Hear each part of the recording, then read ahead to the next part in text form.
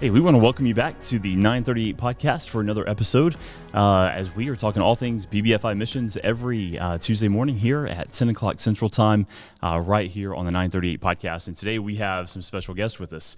And it's exciting to have Jim and Sybil Eberhard, our BBFI missionaries to Kenya. And Jim, Sybil, welcome to the podcast. It's great to have you guys. And so let's just kind of dive right in.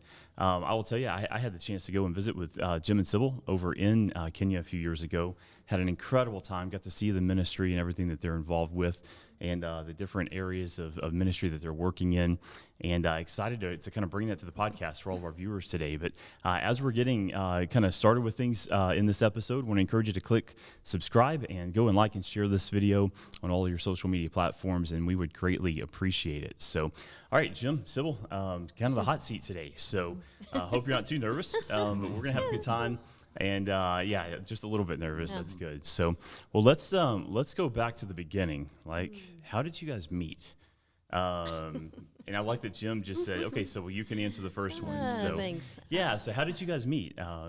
We met through mutual friends. I grew up at United Baptist here in Springfield, and he came to BBC, and both of his roommates went to United. Okay. And so we just had a mutual group of friends that ran around together, and we met through those friends. Met through those friends. Well, yeah. That's really cool. So Jim, how long did it take you to ask her to go out with you?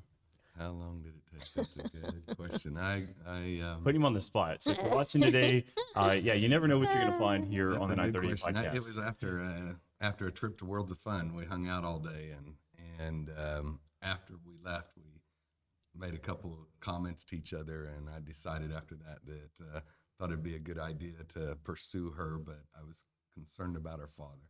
Concerned about her father. Oh, that sounds like a deeper conversation, and I don't know that we have time for that. No.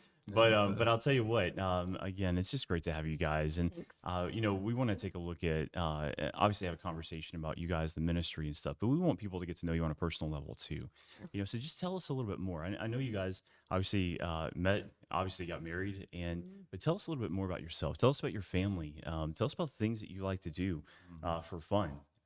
We got married in '86. I took her on a date in July 22nd, 1984, and I asked the Lord walking down the hall of the Collins dorm if I could have her, and 2 years later He gave her to me, and we got married, and I decided to take a year off of getting employed in ministry or pursuing it to do ministry at Cherry Street, and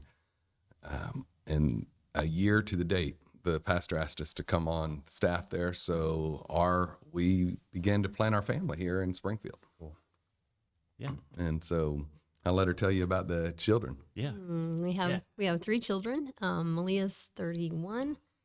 Larissa is 28. They'll be all odd this year, so she'll be 29, and then Javen will be 27. 27. Yeah, and, I haven't seen Javen in a while. How's he doing? He's doing good. He's doing good. Yeah, they're all married and they all have children. Oh, so very cool. All right. 4 grandbabies. 4 grandbabies. Well, that's the good part, right? Yeah. So I wish we had time to show pictures and stuff. But if you want to see pictures, you'll have to have them come to your church. I'm sure that Sybil would love to show you pictures of the grandkids. So, well, hey, obviously, okay, so you got married and you have children. Obviously, you're regular people, just like all of us that God calls and God uses. So, walk us through the process of what it was like when you. When did you guys first start to feel called to missions? Walk me through that process, and how did all that work for you? We went on a mission trip after many years of serving at Cherry Street Baptist. I was there for over 20 years, and we went on a mission trip in 1999. And when we came back from that, the missionary had returned pretty immediately after our trip and met us in the aisle at Cherry Street, and we shook his hand and hugged him and just greeted him. And it's like when we walked away from that, the mission trip, the greeting, the whole thing, it was just like, maybe God is calling us to do something different. And we'd never thought about doing anything different. I was sold on bus ministry and children's ministry, and I did bus ministry for 25 years, and Sybil worked with me for 21 of those years, and in that, and as a leader, and so that began a process of questioning and seeking and pursuing that direction. And so for the next basically 10 10 years. years. Oh, wow. Okay. It's a long process. It was A a long long journey. process. Long Hey. process. And We're then kind of slow. we were seeking and going. I led mission teams around the world for Cherry Street to some of our sent missionaries in different places, and finally in 2006, after a meeting with a friend of ours, we questioned ourselves and we said, why not Kenya? All along, we had been thinking Kenya was too easy because we knew John, we knew Jackie, Brother Connor up, and I'd met Ole. Sure. Everything was just too easy. We thought that was just in our front porch. We thought Sure. that everything, and really we thought we'd go to a South American country, maybe a little closer. You know, you could pop back a little. It's funny how easier. those conversations go between couples, or even in your own mind. Right? Yeah. So, And but all the way to Africa, and so we just told the pastor, we believe God's called us to take the gospel to Kenya. And so how old were? I'm not going to ask her how old she was when y'all went. I'll ask you. How old were you when you guys ultimately finally decided to say, "Hey, God, I'll go." 2006, I was 42. 42. Yeah. Okay. And I'd been in the ministry there at that point 19 years. I spent another year preparing leaders. Yeah. And preparing ourselves, getting things in order so we could be approved in 2007 and immediately start the deputation process. I got to tell you that's pretty incredible, and I love stories like y'all's, because what we see a lot is people the older they get, and I'm 40, so I'm not going to say old, okay? So, but the older people get, it just seems like there's more of I don't know if it's a hesitation to surrender to the call, but they're walking away from a lot more. You know, when you have your family built around a location and a church and a ministry and everything that goes on. And so, yeah, I go back to scripture and I just think, God's looking for people that are willing to go regardless of the age that they are. Just say, God, I'll go wherever you want me to go, whenever you want me to go. And so I always appreciate stories like that. And so thank you for being willing to follow God, regardless of when it was in your life. And that's exciting. It was really, I think it was really neat for us too. When we landed in Kenya, there's a couple there that he retired as a pharmacist from Walmart, Okay. and they decided that they were going to do missions. And Really? they've been there 10 years now. Yeah. They came about the same time we did, and Oh, wow. and They were in their 60s. They were They were in their 60s, yeah. Wow. But Yeah. God called them, and Well, God's taking care of and them. how- So it's like we yeah. weren't even that old. Well, and 43, Yeah, that's right. You weren't old at all, and I'm Yeah. saying that on my behalf, Yeah. because anyway. But No, yeah, no. I'm just kidding. So no, but I love that, because it doesn't matter what age you are. It doesn't matter how old you are. God Right. can use you. Exactly. And I've talked with people in churches that I've been on staff at before, and when they get to, and I say, and I'm talking in general terms, not everyone, but Right. a lot of Oh, times, yeah, definitely. people think, okay, I'm retired. It's a different stage of life. I can enjoy retirement. But someone in their 60s, when we were in Romania, we had a family that came over, and he was upper 60s, getting closer to 70s, and they came over to assist. But God can use anyone That's right. at any time, at any right. age. We just need to be willing, regardless of our right. situation. So that's really exciting. So walk me through the process. Obviously, you're BBFI Missionaries. So what did that decision to become BBFI Missionaries look like for you guys? Obviously, y'all were at Cherry Street, long time BBFI church, but walk me through kind of how that process worked out for you. We kind of thought Pastor Ken would say no. Yeah. Okay. Well, I can So see we that, went yeah. in and said, "Oh, we're here together to see you because we're having marriage problems." And he just busted up laughing Oh, that and says, "Okay, what are you really here for?" nice, nice. And we told him, and he says, "Okay, we'll tell the church next week."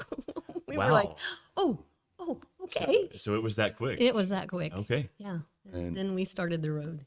Okay. And And we it went fast, it went fast. very fast. Yeah. Well, I tell you what, obviously being BBFI Missionaries for a while now, just talk to me about some of the benefits of being a BBFI missionary.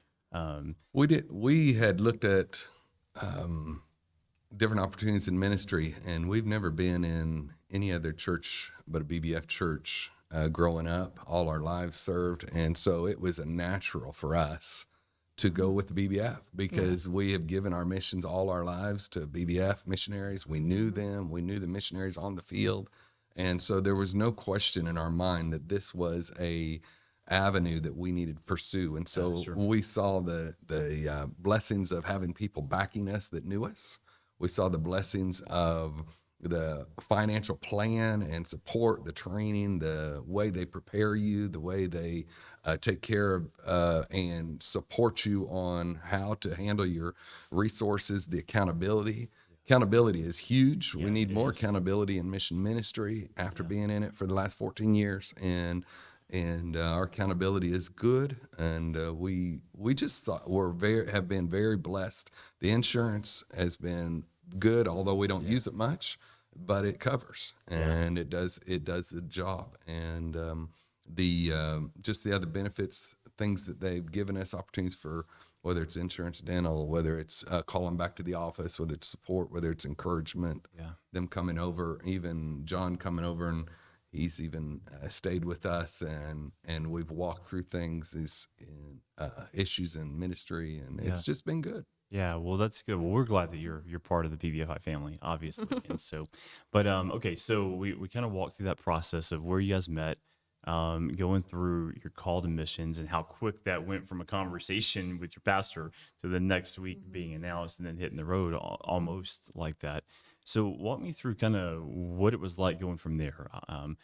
Deputation, we hear a lot of stories about deputation and what that was like going from place to place. And so, I'm thinking about the person that might be watching right now. And if you're just joining us, we have Jim and Sybil Eberhard with us today, missionaries to Kenya, and glad to have them on.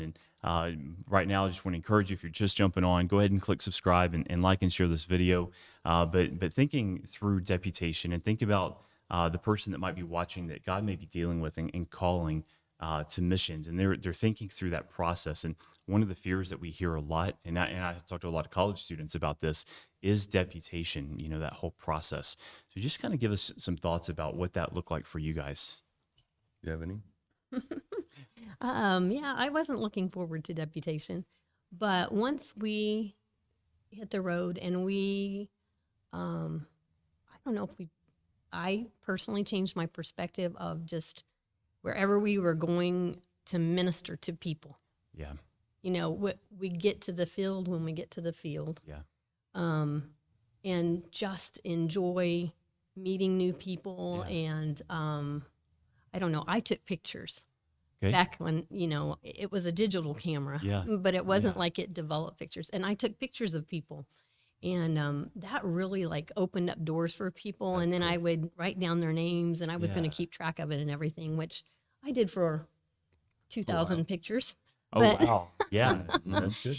But it really helped break the ice with people, and it just made it fun. And I think we just determined, we were missions ministers at that point. Yeah. Not just raising funds, but we were encouraging people in their missions giving. That. And sure. And I don't know. Yeah, I think that one thing that helped us was when we changed our paradigm to be mission evangelists. Yeah. Knowing that we're headed to the field and we'll get there as the Lord, because the Lord in His grace is going to supply that need. Yeah. And we were blessed when we came to the office and talked to them about the process, going through the process. Brother Dennis Jennings was running the recruiting at that time, and he challenged me to have 60 appointments before I got approved. And just talking to people, because I had, after 20 years of training people that are out in the ministry across the states and the world that came through Cherry Street serving while they were at BBC, I had a lot of friends and around the nation. And so we started calling, and we, by the time we were approved in May of 2007, we had 60 appointments on the books. Very cool. And we met that goal. It was exciting to see that. We started visiting churches. Churches started responding. They were positive. We were like, they're going to take a chance on this old guy. And, this old guy at what, 42? Yeah, that's right. That's right. So our kids would get up and they would sing and just win their hearts. With that. That was an opportunity. But later on in ministry, I changed paradigms, and I started having to go by myself because my family was tired. Yeah. And so, after the first 100 churches. Yeah. And Yeah. The kids were like, Need a break. they Yeah. needed Yeah, a I get break. that. And Yeah. so, but the Lord, and I was concerned about it, and the Lord gave us grace, and I started visiting and would take the family to conferences in different places. But a lot of times I went by myself, and Yeah. and the Lord was showing us that He was raising the money. And after we visited 200 not us. churches, It was him. 200 Yeah. churches Yeah. in 2 years, and we were able to raise the support that we needed to get to Kenya. I tell you what, it makes a difference when you understand that it's God's work Yes, and it that God's does. called you. Mm-hmm. And if God's called you to the work that He's called you to, and He knows you're going to walk through that process, and if you trust Him and trust the process, Yeah. then God can use you Yes. in a great way. And I love that. You know, I think of all the missionaries that came through churches that I'd been in, just as a pastor's kid, even before we went on deputation as missionaries. And I can still think of missionaries that came through and made an impact on my life as a child, because they were faithfully going around to churches and presenting the work and the impact that made on my life. And so, you know, I love deputation. I love the heart that you bring to it, because I have the privilege of teaching the deputation classes through our advanced mission training. And one of the things that actually was given to me in notes was this phrase, the ministry of deputation, because it truly is a ministry. I mean, Yes. we're out there promoting the call of God on people's lives. I mean, God's calling, challenging people to surrender, challenging people to get involved. And I love your heart for that. And so, you know, you go through deputation, and now it's time to go to the field for the first time. Now, y'all have been on trips. You'd been on short-term related things in the past. But what was it like when you first got there? I mean, you know, we hear these things, these terms thrown out, culture shock. We hear these things like that. And so what did that process look like for you guys moving into Kenya for the first time? Well, there was a process, and I love what you said about trusting the process, and that's walking with God is the Yeah. process. Yes. And we're blessed to be part of the BBF where there's a process, and in the ministry there's a process. We were able to move there, land, be picked up by a fellow missionary. We stayed with him for 2 weeks. He gave us some goals. He said, in 2 weeks, I want you out because this is what you need. And so in 2 weeks, we were able to look. He helped us locate a car. He helped us locate a house. Wow. The first thing we had to nail that down. What's the first thing you do when you get to a foreign country? We'd never moved. Yeah. We lived in our same house. Yeah. The only move we made with our family was to Kenya. Oh, wow. And Yeah. and so the first thing we Yeah, needed and to do was I lived across the street from my mother, from the Okay. house. So we bought the house across the street from my mom and dad when we Yeah. got married. So Wow. 45 years I was on On Chestnut that street, Then I moved across to from your Kenya. mom, and then you moved to Kenya. Wow. What was that like from your mom's perspective? It was hard. It was hard. It was hard. I mean, that was another good thing about deputation is that it pulled us away. Yeah. It pulled those roots away just slowly, slowly. We'd be gone for a weekend, but we'd be back. Yeah. We'd be sure. gone for a week, but then we'd be back, you know. Yeah. And then she is older, and she started losing her memory. Yeah. And I feel like that was the grace of God for me, Yeah. because when we first left, she'd stand and cry when we leave. You know, she'd wave and leave. But then by the time we went to the field, she couldn't remember if we were home or not. Yeah. You know, she'd go over and pick up our mail, and I'm like, Mom, we're home now. I'd say You know, so it was tough. Yeah. But And these are a lot of the challenges that people Yeah. don't always think about for missionaries. yeah, You know, when missionaries come to our churches and they tell us about the work that's going on, and they tell us about all the great things that God's doing, and the people that their lives are being changed, a lot of times we don't get to see the difficult side or the challenging yeah, side leaving your family. of leaving Yeah. your family. And that's a hard one, even in today's is. world. Because I mean, like when we were on the field, we had AOL Instant Messenger back in the day, you know, the dial-up kind of stuff. But even that was challenging to keep up with people, you know. But even today with FaceTime and you know all the different ways to communicate back and forth, it's still good. challenging. It's good. I was sharing Sunday that when I came home this time, my grandkids came to me.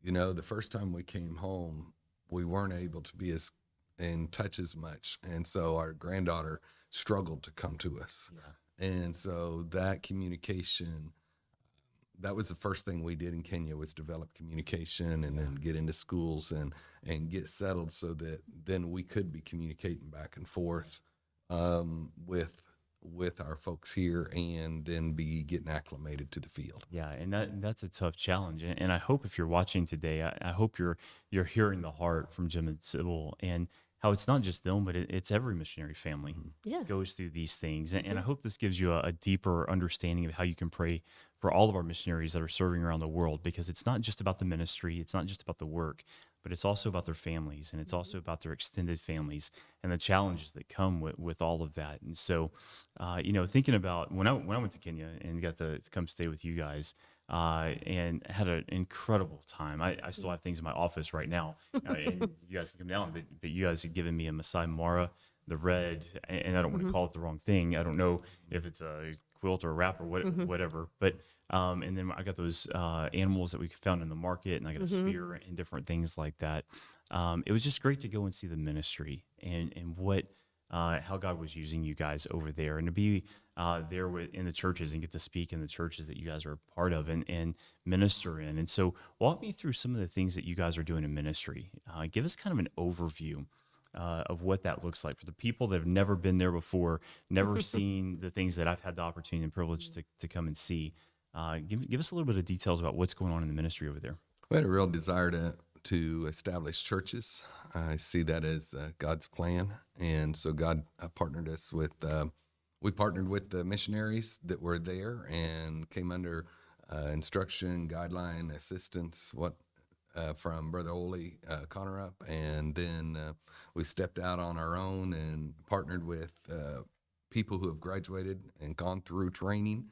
And then we have been able to partner with them in establishing church, visiting, winning souls, and finding location, building buildings, buying land, and helping them to have some permanency to their ministry. Today, we've been involved in about 8 different church plants that way, and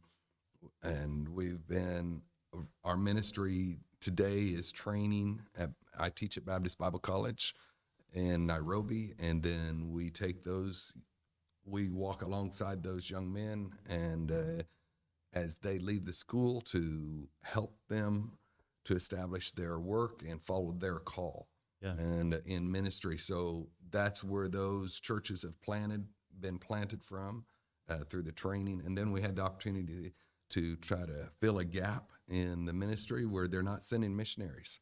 And they're not supporting church planters well. And so we've developed the Kenya Baptist Missionary Service to help coordinate churches together, to send missionaries, to help church planters get established, to mirror what we do here in the States that works. And so our ministry is very busy in helping with those church planters, counseling, walking with them, and then training people at the Bible school. Yeah, I love that. And we're seeing that all around the world. I know we're seeing that in the Philippines. We're seeing that in multiple countries around the world, how missionaries have gone and they've reached people, and those started churches, and now they're going out and starting more churches, and then they're sending out missionaries.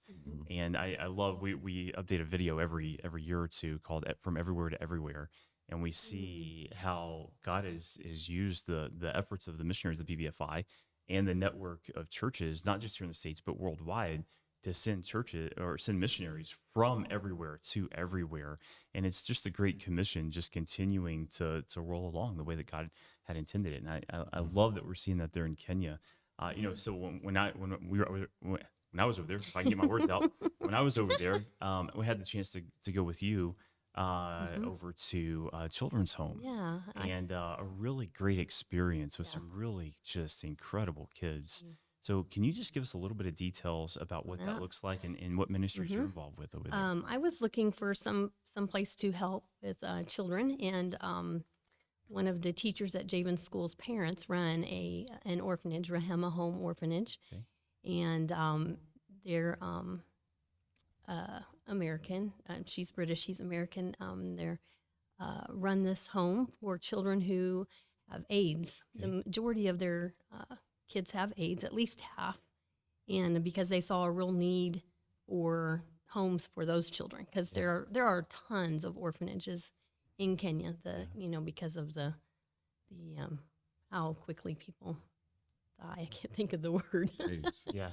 Well, with AIDS and just Sure. inadequate health facilities Yeah, type sure. stuff. So, anyways, there's a lot of orphans. Yeah. And so God allowed me to go to this orphanage. So I started in by just peeling potatoes and cleaning carrots and whatever needed done, Yeah. because when you cook for 75 kids, it's a lot of Yeah. potatoes and carrots On a regular and basis. on a regular On a regular three basis, times a that's day. right, Yes. yes. And so I started doing that, and then I started helping sort donations, and then I started. They asked me to teach art, and so my sister was a retired art teacher, so I called her and said, "What do I That's do?" cool. And so Yeah. she that's sent me cool. a curriculum, and I started teaching art. Really? And so I just do whatever needs to be done and minister to those children. Well, I tell you what, that's Yeah. a really cool facility to go in and get to meet those kids. Yeah, and it is. See. Irv and Ruth Schwant have done an amazing job. Yeah, well, Amazing job. They're just amazing for God to. Yeah. I mean, they're in close to 70s, and they're still there. They say, "How do you stop?" Yeah. How do you stop on family? And Yeah. they just look at them as family. Yeah, So I love that attitude. How do you Yeah. stop Yeah. helping people, and how do you stop reaching Yeah. people? So it's a wonderful opportunity So for me. And yeah, how long have you been working with that home? 8 years, 8 years or maybe so. 8 years, maybe Very 9. cool. Yeah. Well, I'll tell you what, that's one of Yeah. my favorite parts of my trip over there was getting to go in there and see what God's doing in that home with those kids. And Thanks. so, Thanks. transitioning to this last year, I mean, we had COVID-19 hit, and it didn't just hit in the States. It didn't just hit in Asia. It hit all over the world. place. And we were talking right before we started this podcast that I was actually scheduled to come over and speak at a youth conference in Nairobi with churches that you guys are working with. That would have been last May, I believe it was, but that had to be canceled. And that was kind of the catalyst for at least us on things being canceled in a lot of different places around the world. And so what does ministry look like? What has it been like for you as missionaries traveling back and forth to the States? And how are things looking right now with COVID-19 in Kenya? Give us kind of an update. We'll say a COVID-19 edition update to what's going on with things over in Kenya. Well, a recent report, the numbers are up. The third wave is there. The vaccine is not as widespread, and their systems aren't as well in place to get it to people. So we're not looking forward to the lockdowns, the curfews, restrictions that we'll be returning to. But it was a challenge during that time. We also had some interns, some BBF interns that we were training to go to South Sudan and doing some internship with them, and they ended up getting stuck with us. So it was a unique time to be stuck in our compound, basically our yard, during those months because they locked down and we weren't going to churches. Churches weren't opening. People weren't meeting. Everybody's doing everything online. Yeah. And so since they weren't gathering, people weren't having us in to help them, and our church plants were just moving forward. So that was a real challenge. Today, as we go back, we just pray and seek the Lord on how we can continue to touch base with the churches that we work with, the pastors, and continue. We were able to start our school up, but we have to teach them outside. And God bless the school with outside, was going to be like a lunchroom. Yeah. A place for people dining, but it's turned into a classroom. Oh, and wow. God bless that. This last year, Brother Ole was able to put that up through donations of Very BBF cool. churches. And so our school is able to go on. Very and we're cool. able to continue to train because we can gather in schools, but the churches are a bit restricted. So it's just like here. Everything you've experienced here, we've experienced there, just sometimes at different levels. Yeah. And it sounds like you're headed back into those restrictions and things again, even deeper. Yeah. Now, you mentioned going back. So when are you guys planning to go back? April 15th is Hey, our okay. hope date. The hope date. The hope date. So if you're watching today, be in prayer for Yes. Jim and Sybil as they're praying to be able to go back on the 15th of April. And so, one of the things, I think it was Brother Conrad that told us, was it Pastor Sammy that started preaching on the megaphone out in his community. Tell us about that. What happened with that? Because that was a really cool story to hear and see what he's doing. Pastor Sammy couldn't, that was one of the last churches we've helped to plant, and Pastor Sammy couldn't go to the church and gather the people. The police would come and check on him, so they would record a message, him alone in the pulpit. But every day he would get on his megaphone and go out to his balcony in his neighborhood and start preaching Oh, wow. at 7 o'clock in the morning. That's And he would awesome. preach, and you could hear it for blocks away. That's And awesome. he was reaching people so much that other people started doing it, and they wanted to gather some money because of it. And pastor or the neighborhood would tell them, Brother Sammy's our preacher. You don't be doing that. Wow. And he was able to touch lives, reach people, give them hope, and Yeah. and help during a time when people are very sorted in their thoughts. Yeah. And So in the middle of a pandemic, he Yeah. found a very creative way Very there creative. to That's continue Sammy. to reach people. Creative way. And I'd say what it's really cool to see how Yeah. God's using even opportunities like that to reach people all over the world. Well, I'd say what, Jim and Sybil, it's great to have you guys on here today. I appreciate you guys being here. And one of the things that we talked about throughout the process of this, I would say interview or this conversation, is the fact that God's calling people of all ages to go all over the world, right? And so one of the things that we have going on this year, and you guys have heard about it, is Project 938, and it's this idea of Jesus gives us this prayer request in Matthew 9:38. Pray to the Lord of the harvest, that he'd send forth laborers into the harvest. And so we are working on this Project 938 to rally the churches of the BBFI, both stateside and worldwide, to come around this day on October 3rd, where we're having 938 Sunday, to pray that God would call people out of our churches and send them to the mission field. So thinking about all these churches, because we're hearing reports after reports of churches that are wanting to register and get involved with this, and people that are getting their churches connected to the website project938.world, and all the different things that are going on with this. So just talk to us about the need for more missionaries for just a minute as we begin to kind of wrap things up this morning. There's a great need around the world. We see that because we have young people that are surrendering to take the gospel outside of Kenya. There's also a great need in Kenya. There's so many people that I believe there's people that are open, they've heard the gospel, and they're waiting for a gospel message, for someone to come and share them. I teach that to our students. I teach that to our preachers, because if we don't think there's people waiting for us, sometimes we're wondering where we're going to go and what we're going to do. But when we realize there's people that are going to be saved, there's people's lives that are going to be changed when we go, we just have to be willing to go. Yeah. And when we're willing to go, God will make a way. Yeah. And if it's his call on our life to go, he'll make a way. Sometimes he just wants us to be willing. We thought he wanted us to be willing.